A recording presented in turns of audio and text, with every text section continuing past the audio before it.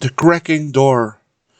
If a breeding of crickets by Chinese officials in my throat causes frictions and disturbances unallayable, this doesn't mean that in our home neatness has to suffer for it. That is what you said, but I pulled you by your waxen nose, fully according to our constitution, and apparently tried to impede your every interference by which you wanted to damage peace in my attic, cobwebs and that clue of worn-out internet wires. Such a thing is called cleaning rage. I had to think of sunken ships that sullenly, with old letters aboard, could not withstand reality's revenge in the vernal season.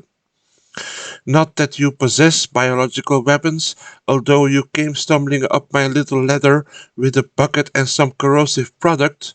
No, few deterrents, unless your sultry speech, randy dancing, naked upper body at 4 o'clock in the afternoon, and not least the catastrophes in your head that seem to proliferate in my cells, and this despite the gaps in my architecture. My senses, ears, eye sockets, mouth, nose and pores that lead outwards.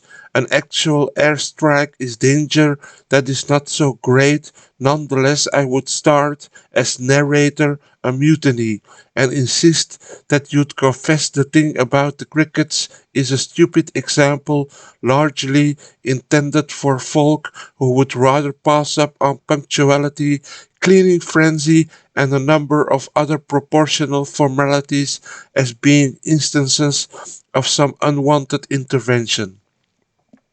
After all, hygiene is one of the things I can pretty much appreciate in you, in no respect as a case of intruding upon my self-determination, I reckon.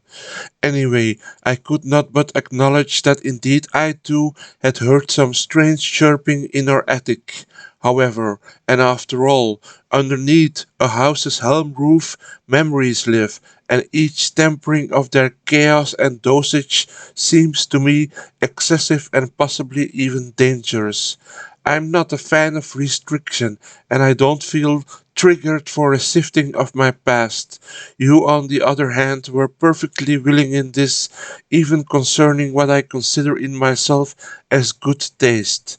My not so eager attitude in the presence of your current initiative to exterminate all cicadas out of my memory's metaphorical upper corner is, however, not part of such fancy. Will I then after all open my network and extend you a moist mop? I saw and heard already in my inner ear and eye a whining and groaning of old desires that would henceforth die a quiet death on the old wooden floorboards. Suddenly I disappeared in a certain peacefulness. There was no other way, and my mouth endeavored not to withhold you a kiss as a thank you.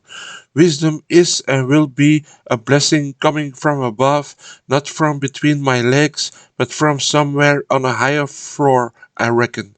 So, to avoid all-out warfare, I think I better count the heap of grains of rice you dumped in front of my temple of suspicion, as bureaucrat in your sunny land of the dragon.